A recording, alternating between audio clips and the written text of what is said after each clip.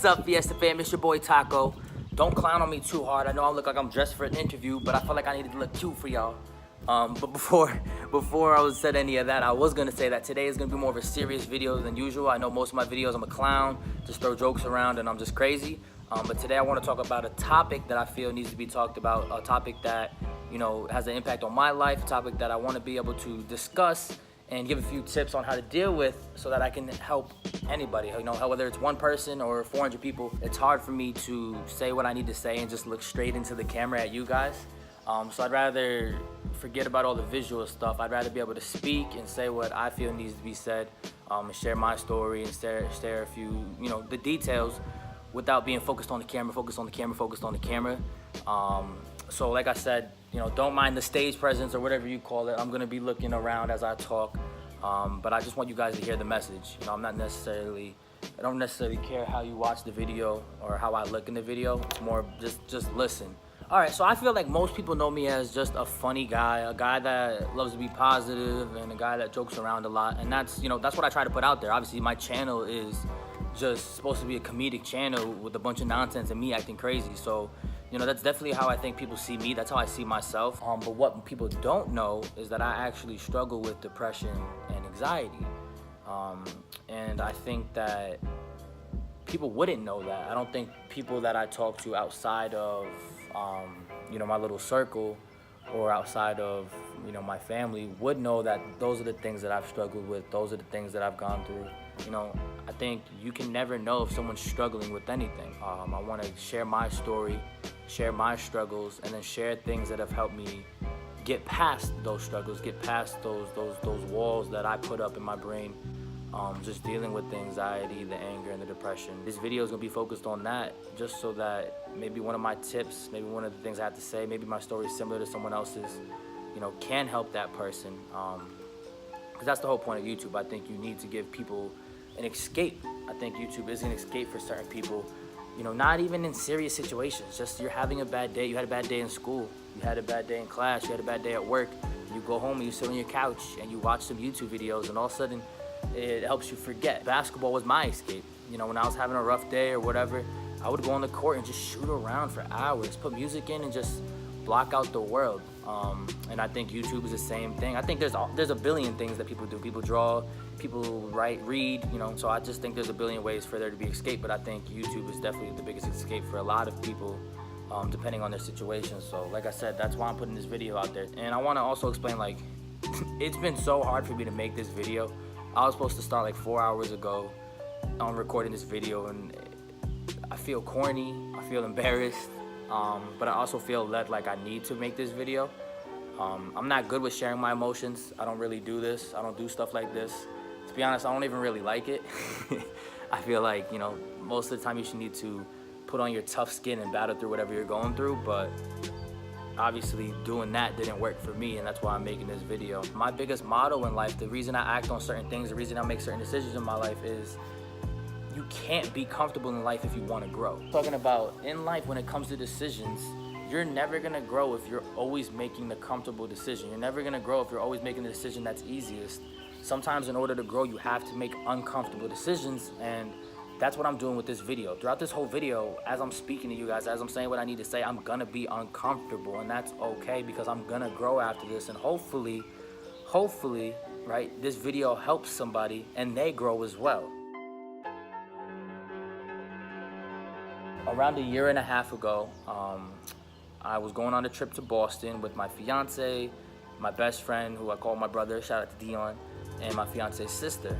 It was right before Thanksgiving. It was like 4 days. That morning that we were leaving, because we were driving, that morning that we were leaving, I got out of the shower and I felt as if I couldn't breathe. Like, it wasn't like a sharp pain. It was more like I felt like I had something lodged right here, right between my chest and my stomach.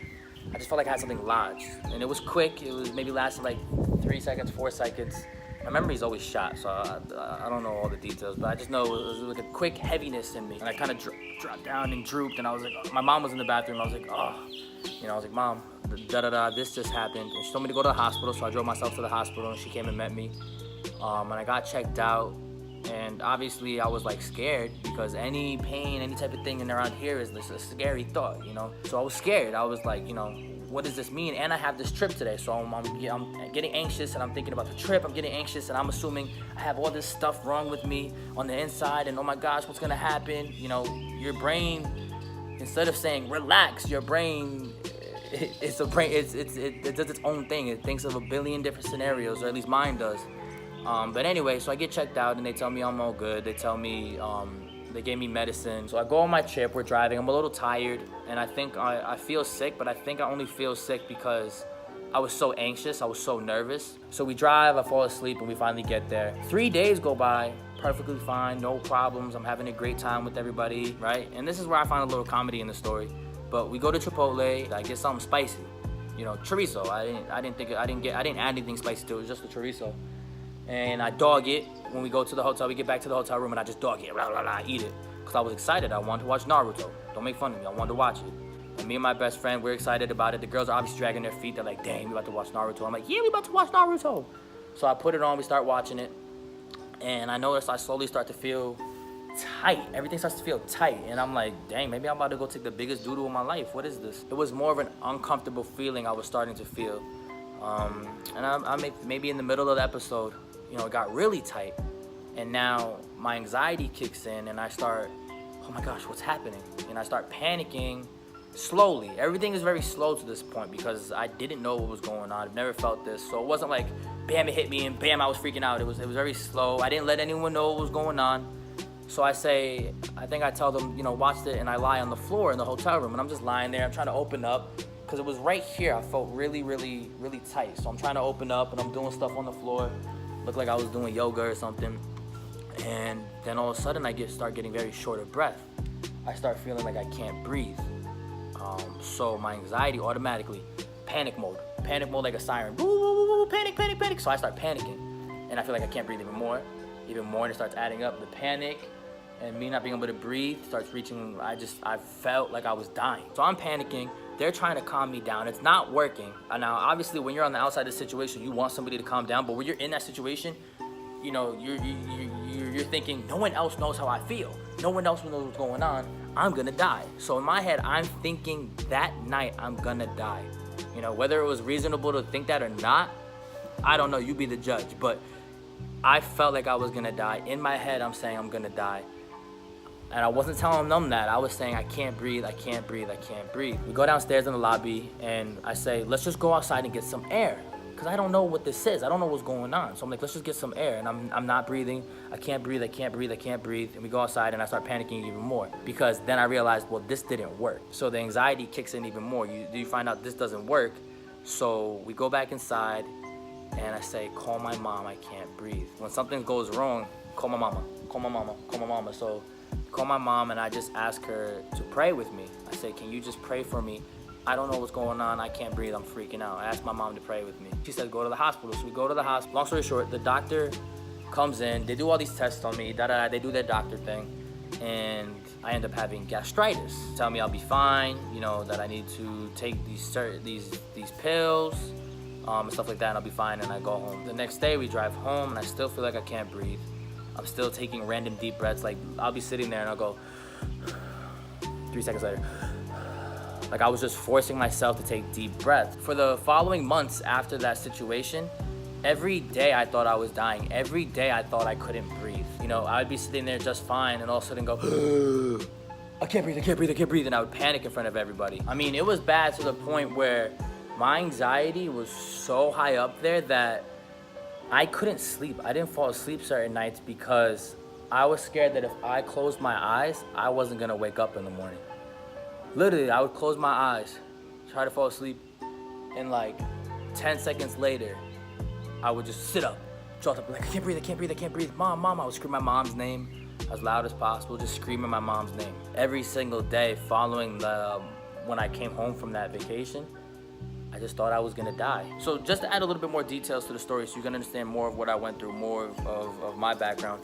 I was a basketball coach and trainer at that time. I still am. And then I'm pushing the ball across, splitting my defenders. Do the in and out. You just add that dribble in for the jump shot. Right? but at that time I was at a facility that I helped run. Throughout all that, of like me feeling like I was gonna die, me feeling sick, I still was going to work. And this is after Thanksgiving, this is after the vacation, I'm back now. So I'm not, you know, I would go in, I would train kids, and it was tough to try to speak when you feel like you can't breathe. So it definitely affected my work. There would be days where I was running the facility and I would text some of the people that, my employees, say, hey, can you come cover my shift? Because I would start panicking at work. I would start having a panic attack, anxiety attack. And obviously that can't happen in front of customers. So I would just be like, hey, can you come cover for me? I gotta go home. And that's another tough thing, because you don't want people to think you're lazy, but you also don't want to explain why you're leaving. You don't want to explain, like I said, I felt sick. But how many times can I say I feel sick until they're like, all right, now he's just lazy. So that's another thing that was going through my brain. I was like, how do I stay at work? And I did have gastritis, like there was a reason for it, but what I'm saying is my anxiety boosted all the side effects of the gastritis, because I guess I enhanced the side effects by just always being paranoid, always being thinking about it. So it eventually gets better. We get into summer.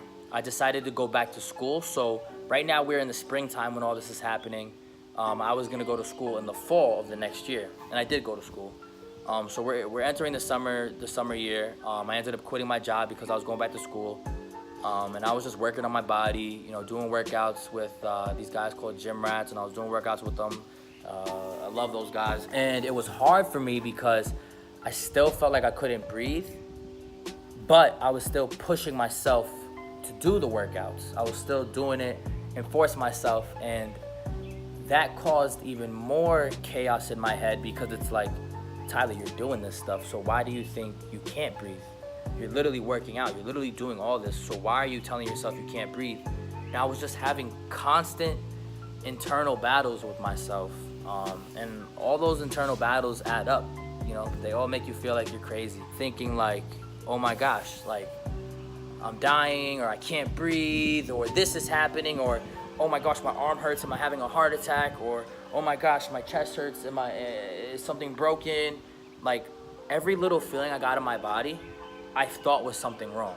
You know, your eye feels a little blurry. Am I going blind? Like just stupid stuff like that. I struggled with every single day. My depression that I guess was hidden, or I don't know. Like I struggled with certain things, but I don't think I was a depressed person. It came out. You know, I started feeling more sad. Started feeling like, is this gonna be my life for the rest of my life? Is this gonna be what I struggle with the rest of my life? You know, I started thinking like, what am I gonna do? Is every day gonna be a day that it feels repeated? Is every day gonna be a day where I feel weak as a man? Where I feel like I'm crazy? You know, I started thinking I was crazy.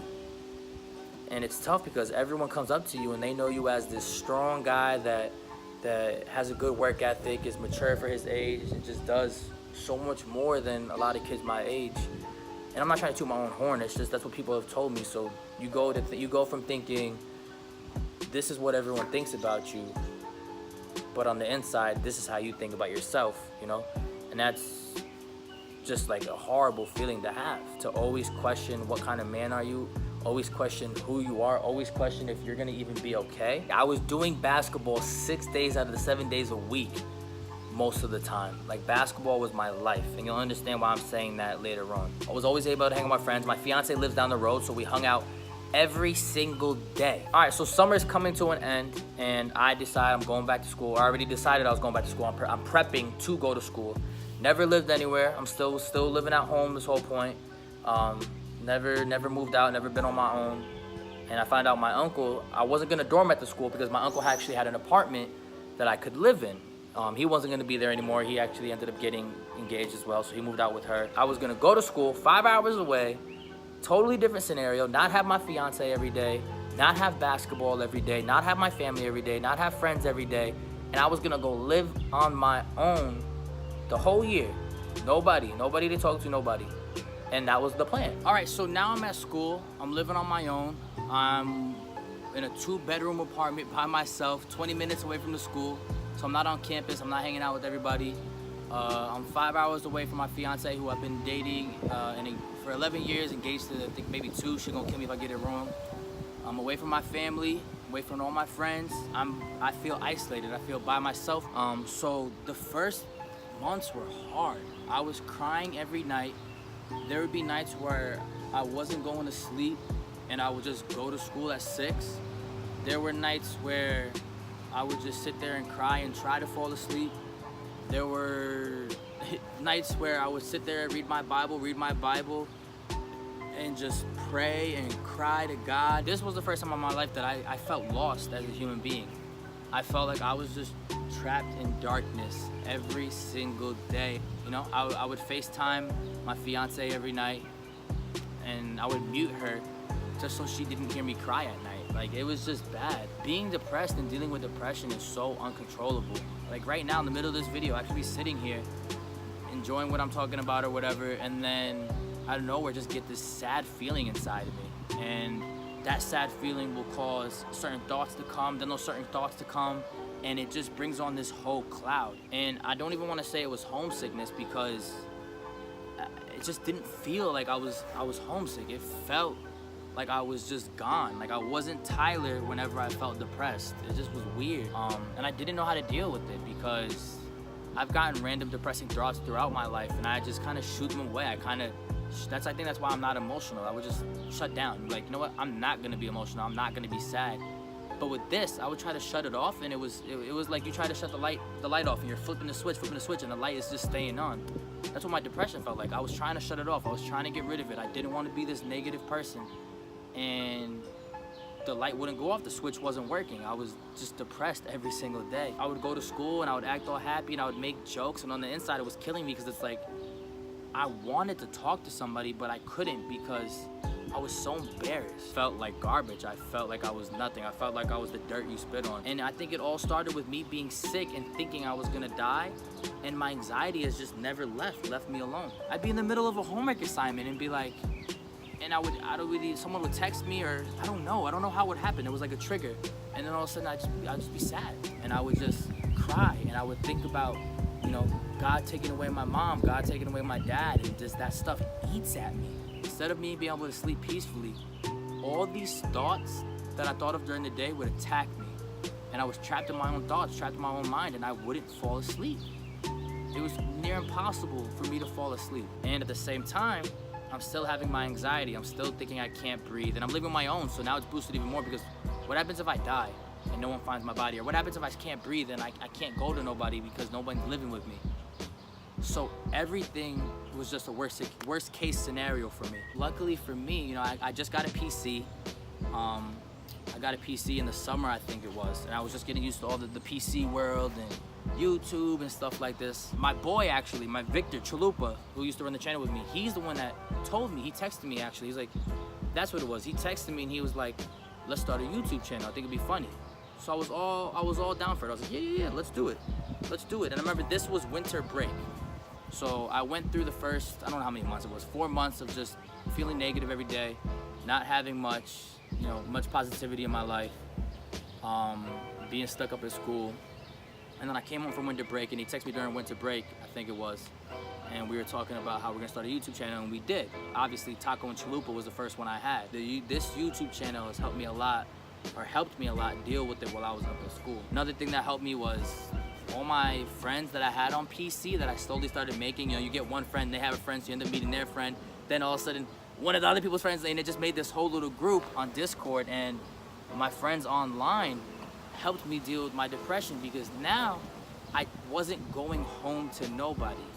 You know, physically they weren't there, but I was going home knowing that after I get done with my homework, I could go on my PC, play Fortnite, play whatever I was playing, and just talk with my friends. You know, shout out to those guys for, you know, being there for me. And this will be the first time, if they even watch this video, that they heard this, that this is what I was struggling with. But the fact that they were always positive, and every time I went online, we were just having a good time.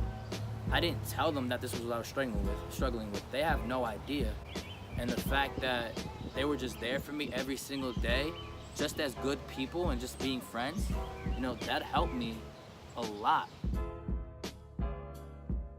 Instead of cowering in the shadows, I did a few things that helped me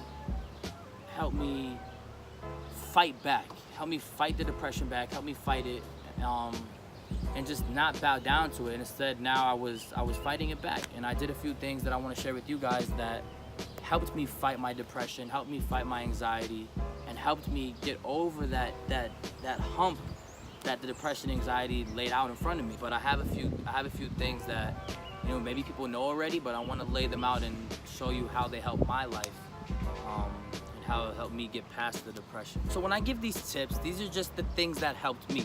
These are not things that I'm saying, no matter what, you do this, it's gonna help. I'm not like one of those YouTube guys that does the workouts. If you do this, you'll get abs right away. No.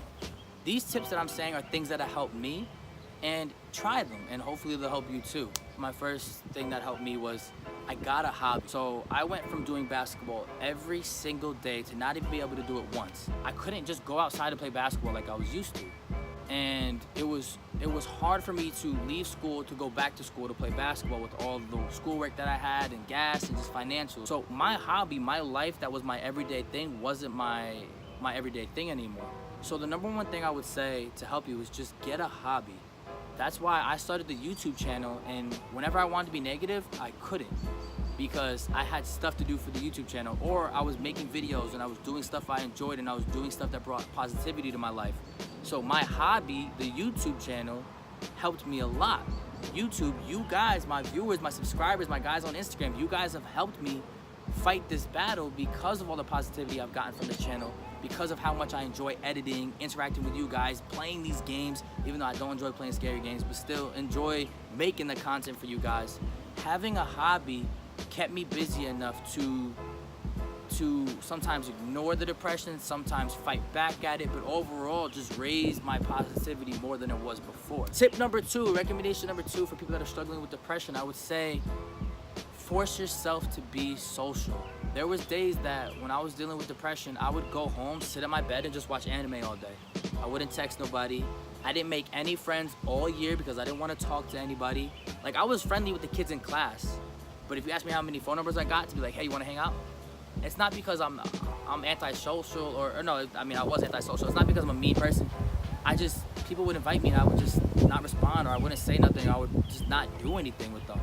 So force yourself to be social, but because you get wrapped up in conversations, and you'll get wrapped up in events, and you'll get wrapped up in just having a good time with people, and it will help you, once again, battle the depression. All my tips are gonna, because I don't know, but all my tips helped me battle my depression and anxiety that I was dealing with. The way I got social was I started playing with my friends a lot more. I was on PC a lot more with these guys that I met online.